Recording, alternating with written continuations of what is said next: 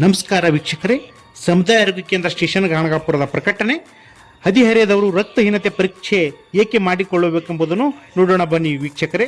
ಆರೋಗ್ಯದ ಪ್ರಮುಖ ಸೂಚಕ ಹಿಮೋಗ್ಲೋಬಿನ್ ಮಟ್ಟವು ರಕ್ತದಲ್ಲಿ ಆಮ್ಲಜನಕ ಸಾಗಾಣಿಕೆ ಸಾಮರ್ಥ್ಯವನ್ನು ನಿರ್ಧರಿಸುತ್ತದೆ. ಕಡಿಮೆ ಹಿಮೋಗ್ಲೋಬಿನ್ ಮಟ್ಟವು ರಕ್ತಹೀನತೆಯ ಲಕ್ಷಣವಾಗಿದೆ. ಎರಡನೇದು ಶಿಕ್ಷಣ ಮತ್ತು ಉತ್ಪಾದಕತೆ. ಮಕ್ಕಳಲ್ಲಿ ಬುದ್ಧಿಮಾರ್ಥ್ಯ, ನೆನಪಿನ ಶಕ್ತಿ ಮತ್ತು ವಿದ್ಯಾಭ್ಯಾಸದ ಮೇಲೆ ಪ್ರತಿಕೂಲ ಪರಿಣಾಮ ಬೀರುತ್ತದೆ. ದೊಡ್ಡವರಲ್ಲಿ ಶಾರೀರಿಕ ಶ್ರಮ ಮತ್ತು ಕೆಲಸದ ಸಾಮರ್ಥ್ಯವನ್ನು ಕಡಿಮೆ ಮಾಡುತ್ತದೆ.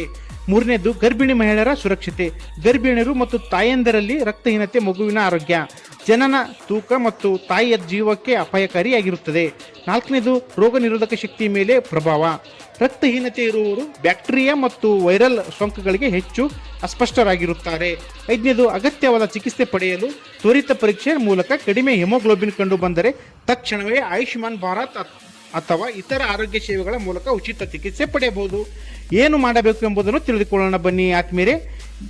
ನಿಯಮಿತ ಹಿಮೋಗ್ಲೋಬಿನ್ ಪರೀಕ್ಷೆ ಮಾಡಿಸಿಕೊಳ್ಳಿ. ಕಬ್ಬು, ಸಾರು, ಹಸಿ ತರಕಾರಿಗಳು, ಹಸಿರು ಸೊಪ್ಪು, ಡ್ರೈ ಫ್ರೂಟ್ಸ್, ಮೆಣಸು ಮತ್ತು ಕಾಳುಗಳು ಸೇರಿದಂತೆ ಐರನ್ ಸಮೃದ್ಧಿ ಆಹಾರವನ್ನು ಸೇವಿಸಿ. ಆರೋಗ್ಯ ಕೇಂದ್ರದಲ್ಲಿ ಲಭ್ಯ ಇರುವ ಉಚಿತ ಐರನ್ ಪಾಲಿಕ್ ಆಸಿಡ್ ಗುಳಿಗೆ IFAC